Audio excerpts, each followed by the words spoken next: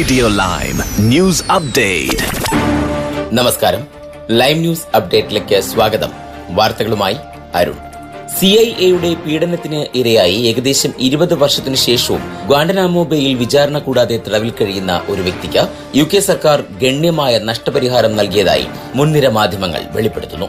2001 September 11 ആക്രമണത്തിന് ശേഷം CIA വിപുലമായ ചോദ്യം ചെയ്യൽ സാങ്കേതിക വിദ്യകൾക്ക് വിധേയനായ ആദ്യ വ്യക്തിയായിരുന്നു അബു സുബൈദ. അദ്ദേഹം ഒരു മുതിർന്ന അൽ ഖ്വയ്ദ അംഗമാണെന്ന് അവകാശപ്പെട്ടിരുന്നു. പിന്നീട് US സർക്കാർ ആരോപണം പിൻവലിക്കുകയും ചെയ്തു. സുബൈദയുടെ കടുത്ത പെരുമാറ്റത്തെക്കുറിച്ച് അറിയാമായിരുന്നിട്ടും ചോദ്യം ചെയ്യലുകളിൽ ഉപയോഗിക്കുന്നതിനായി M15ഉം M16ഉം CIA ചോദ്യങ്ങൾ കൈമാറി. തന്റെ പീഡനത്തിന് UKയുടെ ഇന്റലിജൻസ് സേവനങ്ങൾ ഒത്തുചേർന്നിരുന്നു എന്നതിന്റെ അടിസ്ഥാനത്തിൽ അദ്ദേഹം നിയമപരമായ ഒരു വാദവും ഉന്നയിച്ചിരുന്നു. കേസ് ഇപ്പോൾ ഒരു സാമ്പത്തിക ഒത്തുതീർപ്പിലേക്ക് എത്തി എന്നുള്ളതാണ് ഏറ്റവും ഒടുവിൽ അറിയാനായ വിവരം. നഷ്ടപരിഹാരം പ്രധാനമാണ്, പക്ഷേ അത് അപര്യാപ്തമാണ് എന്ന് സുബൈദയുടെ അന്താരാഷ്ട്ര നിയമോപദേശകയായ പ്രൊഫസർ ഹെലൻ ഡഫി പറഞ്ഞു. അദ്ദേഹത്തിന്റെ മോചനം ഉറപ്പാക്കാൻ അദ്ദേഹത്തിന്റെ തുടർച്ചയായ പീഡനത്തിനും നിയമവിരുദ്ധമായ തടങ്കലിനും ഉത്തരവാദിത്തം പങ്കിടണമെന്ന് അവർ UKയോടും മറ്റ് സർക്കാരുകളോടും അഭ്യർത്ഥിച്ചു. അദ്ദേഹത്തിന്റെ അവകാശങ്ങളുടെ ഈ ലംഘനങ്ങൾ ചരിത്രപരമല്ല, അവ തുടരുകയാണ് എന്നും കൂട്ടിച്ചേർത്തു. ഇതിനു പുറമെ ഇന്റലിജൻസ് കാര്യങ്ങളിൽ അഭിപ്രായം പറയില്ലെന്ന് MIRന്റെ മേൽനോട്ടം വഹിക്കുന്ന വിദേശകാര്യ ഓഫീസ് അറിയിക്കുകയും ചെയ്തു. കാറും ടാക്സിയും കൂട്ടിയിടിച്ചുണ്ടായ അപകടത്തിൽ 3 കൌമാരക്കാരും 50 വയസ്സ് പ്രായമുള്ള ഒരു പുരുഷനും കൊല്ലപ്പെട്ടതായി പോലീസ് പറഞ്ഞു. ബോൾട്ടണിലെ വീഗൻ റോഡിൽ ഞായറാഴ്ച ഏകദേശം 12:45 നടന്ന അപകടത്തിൽ 2 കാറുകളുടെയും ഡ്രൈവർമാർ മരിച്ചവരിൽ ഉൾപ്പെടുന്നു. 5 യാത്രക്കാർക്ക് പരിക്കേൽക്കുകയും ചെയ്തു. ഗ്രേറ്റർ മാഞ്ചസ്റ്റർ പോലീസ് പറയുന്ന അനുസരിച്ച് ടാക്സി ഡ്രൈവർ ഇരുണ്ട സിട്രോണിലായിരുന്നു. അതേസമയം 18-നും 19-നും ഇടയിൽ പ്രായമുള്ള 3 കൌമാരക്കാർ ചുവന്ന സീറ്റിലായിരുന്നുവെന്നും പറയുന്നു. ബോൾട്ടണിൽ നിന്നുള്ള മുഹമ്മദ് ദന്യാൽ, അസ്കർ അലി, ഫഹാൻ പട്ടേൽ, മുഹമ്മദ് ജിബ്രയിൽ മുക്താർ എന്നീ 3 കൌമാരക്കാരുടെ പേരുകൾ പ്രാദേശിക ശവസംസ്കാര നോട്ടീസുകളിൽ രേഖപ്പെടുത്തിയിട്ടുണ്ട്. ടാക്സി ഡ്രൈവറുടെ പേര് ബ്ലാക്ക് ബേണിൽ നിന്നുള്ള മെഷ്റോബ് അലി എന്നാണ് എന്നും പറയപ്പെടുന്നു. ഇരകളെ ഇതുവരെ ഔദ്യോഗികമായി തിരിച്ചറിഞ്ഞിട്ടില്ലെങ്കിലും എന്താണ് സംഭവിച്ചതെന്ന് പോലീസ് അന്വേഷണം തുടരുന്നു. ദൃക്സാക്ഷികളോ സംഭവത്തിന് മുൻപും ശേഷവുമുള്ള നിമിഷങ്ങളോ ഡാഷ് ക്യാം ദൃശ്യങ്ങൾ കൈവശം വച്ചിരിക്കുന്ന ആരെങ്കിലും ഉണ്ടെങ്കിൽ മുന്നോട്ട് വരണമെന്ന് സേന ആവശ്യപ്പെടുന്നു.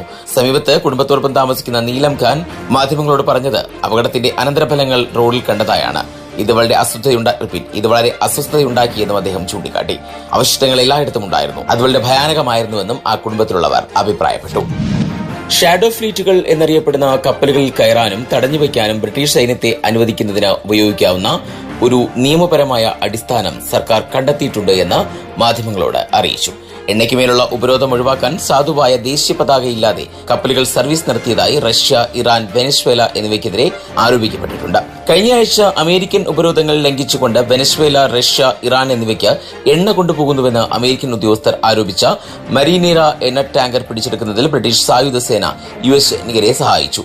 ഇന്നുവരെ ഒരു UK സൈനിക ഉദ്യോഗസ്ഥനും കപ്പലുകളിൽ കയറിയിട്ടില്ല. എന്നാൽ കഴിഞ്ഞ കുറച്ച് ആഴ്ചകളായി ഉദ്യോഗസ്ഥർ എന്ത് നടപടികൾ ഉപയോഗിക്കാമെന്ന് പര്യവേഷണം ചെയ്തു വരികയാണ്.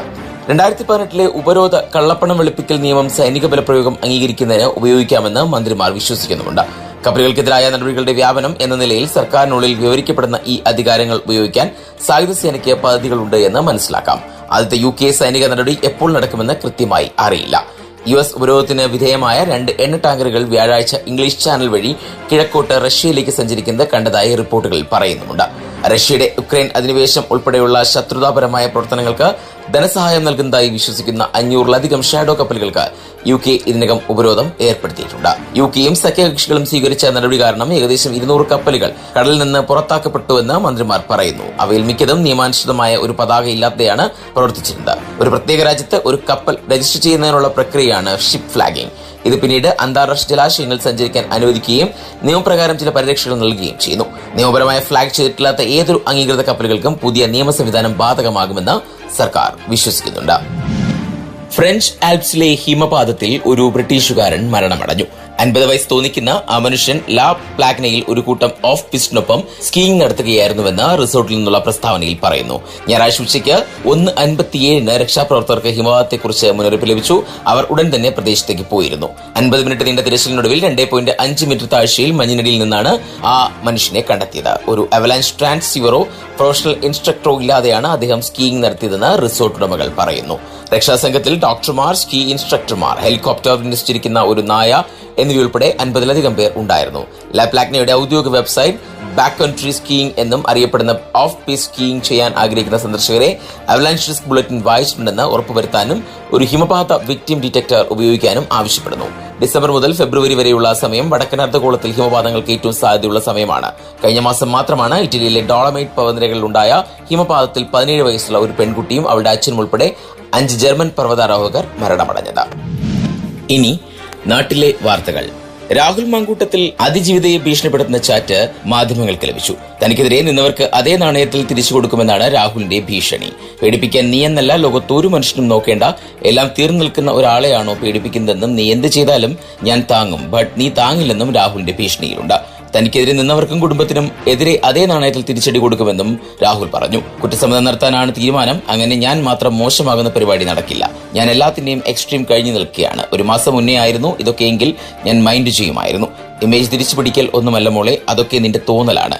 ഇനി ഞാനൊന്നും സറണ്ടർ ചെയ്യില്ല എന്ന തീരുമാനമുണ്ട്. നീ എന്ത് ചെയ്താലും അതിന്റെ ബാക്കി ഞാൻ ചെയ്യും. നീ ചെയ്യുന്നത് ഞാൻ താങ്ങും, ബട്ട് നീ താങ്ങില്ല എന്നും രാഹുലിന്റെ ഭീഷണി സന്ദേശം പുറത്ത്. ഉത്തർപ്രദേശിൽ നഷ്ടപ്പെട്ട സ്വാധീനം തിരിച്ചുപിടിക്കാൻ ലക്ഷ്യമിട്ട് കോൺഗ്രസ് പ്രിയങ്ക ഗാന്ധിയെ വീണ്ടും സജീവ രാഷ്ട്രീയത്തിലേക്ക് ഇറക്കുന്നു. 2022 നിയമസഭാ തെരഞ്ഞെടുപ്പിലെ കനത്ത പരാജയത്തിന് ശേഷം UP രാഷ്ട്രീയത്തിൽ നിന്ന് താൽക്കാലികമായി വിട്ടുനിന്ന പ്രിയങ്ക വരാനിരിക്കുന്ന നിർണായക തെരഞ്ഞെടുപ്പുകൾ മുന്നിൽ കണ്ടാണ് തിരിച്ചെത്തുന്നത്. 2019 പ്രിയങ്ക ഗാന്ധിയെ കിഴക്കൻ ഉത്തർപ്രദേശിലെ ചുമതലയുള്ള AICC ജനറൽ സെക്രട്ടറിയായി നിയമിച്ചപ്പോൾ 2022 നിയമസഭാ തെരഞ്ഞെടുപ്പിന് മുന്നോടിയായി പാർട്ടി സംഘടനയെ പുനരുജ്ജീവിപ്പിക്കാൻ അവരുടെ സജീവ രാഷ്ട്രീയ പ്രവേശനം സഹായിക്കുമെന്ന് സംസ്ഥാന നേതാക്കൾ പ്രതീക്ഷിച്ചിരുന്നു. എന്നാൽ വെറും 2 സീറ്റുകളിലേക്ക് കോൺഗ്രസ് ഒതുക്കപ്പെട്ട തെരഞ്ഞെടുപ്പ് പരാജയത്തിന് പിന്നാലെ പാർട്ടി കാര്യങ്ങളിൽ നിന്ന് പ്രിയങ്ക പിൻവാങ്ങുകയും 2023 അവസാനത്തോടെ ഉത്തർപ്രദേശിൽ നിന്ന് പൂർണ്ണമായും വിട്ടുനിൽക്കുകയും ചെയ്തു. ഇപ്പോൾ 2 വർഷത്തിന് ശേഷം ഇന്ന് പ്രിയങ്കയുടെ ജന്മദിനം പ്രമാണിച്ച് UP കോൺഗ്രസ് 100 ദിവസത്തെ ജനസമ്പർക്ക പരിപാടി പ്രഖ്യാപിക്കാൻ ഒരുങ്ങുകയാണ്. ഇന്ത്യൻ റെയിൽവേയുടെ ടിക്കറ്റ് ബുക്കിംഗ് സംവിധാനത്തിൽ നിർണായക മാറ്റം. ആധാർ മുഖേന KYC പൂർത്തിയാക്കിയ IRTC ഉപയോക്താക്കൾക്ക് ഇനി മുതൽ അർദ്ധരാത്രി 12 മണിവരെ ട്രെയിൻ ടിക്കറ്റുകൾ ബുക്ക് ചെയ്യാമെന്ന് അധികൃതർ അറിയിച്ചു. പുതിയ പരിഷ്കാരം ജനുവരി 12 മുതൽ നിലവിൽ വരും. നിലവിൽ രാത്രി 11:45 ടിക്കറ്റ് ബുക്കിംഗ് സമയം അവസാനിച്ചിരുന്നു. എന്നാൽ ആധാർ സാക്ഷ്യപ്പെടുത്തിയ ഉപയോക്താക്കൾക്ക് ഈ സമയപരിധി 15 മിനിറ്റ് കൂടി നീട്ടി നൽകാനാണ് റെയിൽവേ തീരുമാനിച്ചിരിക്കുന്നത്. ഇതോടെ ഇവർക്ക് തടസ്സമില്ലാതെ അർദ്ധരാത്രി വരെ ടിക്കറ്റ് ബുക്കിംഗ് പൂർത്തിയാക്കാൻ സാധിക്കും. ഇന്ത്യൻ ബഹിരാകാശ ഗവേഷണ രംഗത്തെ കരുത്തനായ PSLV റോക്കറ്റിന് ചരിത്രത്തിലാദ്യമായി തുടർച്ചയായ 2ാം തവണയും വിക്ഷേപണ പരാജയം. ശ്രീഹരിക്കോട്ടയിലെ സതീഷ് ധവാൻ സ്പേസ് സെന്ററിൽ നിന്ന് ഇന്ന് രാവിലെ 10:17 വിക്ഷേപിച്ച PSLV C-62 ദൌത്യമാണ് ലക്ഷ്യത്തിലെത്താതെ അനിശ്ചിതത്വത്തിലായത്. 2025 മെയിലെ പരാജയത്തിന് പിന്നാലെയാണ് ഇത്. വിക്ഷേപണത്തിന് ശേഷം 3ാം ഘട്ടം വേർപെട്ട ഘട്ടത്തിലാണ് സാങ്കേതിക തകരാർ ശ്രദ്ധയിൽപ്പെട്ടത്. ഇതോടെ റോക്കറ്റിന്റെ സഞ്ചാരപാതയിൽ മാറ്റമുണ്ടായതായി ISRO chairman doctor V Narayanan അറിയിച്ചു. അന്വേഷ ഉൾപ്പെടെയുള്ള 16 ഉപഗ്രഹങ്ങൾ നിശ്ചിത ഭ്രമണപഥത്തിൽ എത്തിക്കാൻ സാധിച്ചു എന്ന കാര്യത്തിൽ ഔദ്യോഗിക സ്ഥിരീകരണം ഇതുവരെ വന്നിട്ടില്ല. ഇനി സ്പോർട്സ് വാർത്തകൾ. ഫിഫ ഫുട്ബോൾ ലോകകപ്പ് 2026 6 മാസം ശേഷിക്കെ ലോക പര്യടനത്തിന്റെ ഭാഗമായി ട്രോഫി ഇന്ത്യയിലെത്തി. 3 ദിവസത്തെ പര്യടനത്തിൽ 2 ദിവസം ന്യൂഡൽഹിയിലും അവസാന ദിവസം അസമിലെ ഗുവാഹത്തിയിലും ട്രോഫി പ്രദർശിപ്പിക്കും. 12 വർഷത്തിന് ശേഷമാണ് ഫിഫ ലോകകപ്പ് ട്രോഫി ടൂറിന്റെ ഭാഗമായി ഇന്ത്യയിലെത്തുന്നത്. ന്യൂഡൽഹിയിൽ എത്തിച്ച ട്രോഫി കായികമന്ത്രി മൻസുഖ് മാണ്ഡവ്യയും മുൻ ബ്രസീലിയൻ താരം ഗിൽബർട്ടോ ഡിസിൽവയും ചേർന്ന് അനാവരണം ചെയ്തു. 180 ദിവസം നിലനിൽക്കുന്ന ട്രോഫി ടൂറിന്റെ ഭാഗമായി ഫിഫയിൽ അംഗമായ 30 രാജ്യങ്ങളിൽ ലോകകപ്പ് പ്രദർശിപ്പിക്കും. സൂപ്പർ താരം മുഹമ്മദ് സലാ നേടിയ വിജയ ഗോളിൽ Egypt African cup of nations സെമിയിലെത്തി. ക്വാർട്ടറിൽ ഐവറി കോസ്റ്റിനെ 3-2 തോൽപ്പിച്ച മത്സരത്തിൽ ഈജിപ്തിനായി 3ാം ഗോൾ നേടിയത് സലാ ആയിരുന്നു. കരിയറിൽ ക്ലബ് ഫുട്ബോൾ നിരവധി നേട്ടങ്ങൾ കൈമുതലായുള്ള മുഹമ്മദ് സലാ ദേശീയ ടീമിനായി കാര്യമായ സംഭാവനകളൊന്നും ചെയ്തിട്ടില്ലെന്ന പരാതി ഉയർന്നു നിൽക്കെയാണ് ഇത്തവണത്തെ ഈജിപ്തിന്റെ മുന്നേറ്റം. തുടർച്ചയായ 2ാം മത്സരത്തിലാണ് ആഫ്രിക്കൻ കപ്പിൽ സലാ ഗോൾ നേടിയിരിക്കുന്നത്. ഐവറി കോസ്റ്റിനെതിരെ ആദ്യ പകുതിയിൽ ഈജിപ്ത് 2-1 മുന്നിട്ട് നിന്നു. 2ാം പകുതി തുടങ്ങി അല്പം കഴിഞ്ഞപ്പോഴായിരുന്നു സലാ ഗോളിൽ ഈജിപ്ത് ലീഡ് ഉയർത്തിയത്. 52ാം മിനിറ്റിൽ മികച്ചൊരു മുന്നേറ്റത്തോടെ അത്യുജ്വലമായി ഫിനിഷ് ചെയ്യുകയായിരുന്നു സലാ. 3-1 മുന്നിലെത്തിയ ഈജിപ്തിനെതിരെ ഐവറി കോസ്റ്റ് 73ാം മിനിറ്റിൽ ഒരു ഗോൾ കൂടി കരസ്ഥമാക്കി. അട്ടിമറികളുടെ പരമ്പര തന്നെ കണ്ട FA കപ്പ് ഫുട്ബോളിലെ ഈ വീക്കെൻഡിൽ മാഞ്ചസ്റ്റർ യുണൈറ്റഡിനും പണി കിട്ടി. പുറത്തായപ്പോൾ പ്രീമിയർ ലീഗിൽ 1ാം സ്ഥാനക്കാരായ ആഴ്സണൽ 4ാം റൗണ്ടിലേക്ക് മുന്നേറി. ബ്രൈറ്റനായിരുന്നു യുണൈറ്റഡിനെ പുറത്തേക്കിട്ടതെങ്കിൽ ആഴ്സണൽ പോർട്സ്മൌത്തിനെ എണ്ണം പറഞ്ഞ ഗോളുകളുടെ മികവിൽ തോൽപ്പിച്ച് 4ാം റൗണ്ടിൽ എത്തി. ഇനി ഇന്നത്തെ പൗണ്ട് വിനിമയ നിരക്ക് 121.11 ഇന്ത്യൻ രൂപയാണ് ഇന്നത്തെ പൗണ്ട് വിനിമയ നിരക്ക്.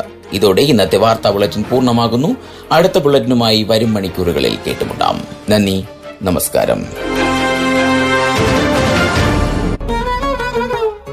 കൂടുതൽ വാർത്തകൾക്കും വിശേഷങ്ങൾക്കുമായി റേഡിയോ ലൈം ആപ്പ് ഡൗൺലോഡ് ചെയ്യൂ.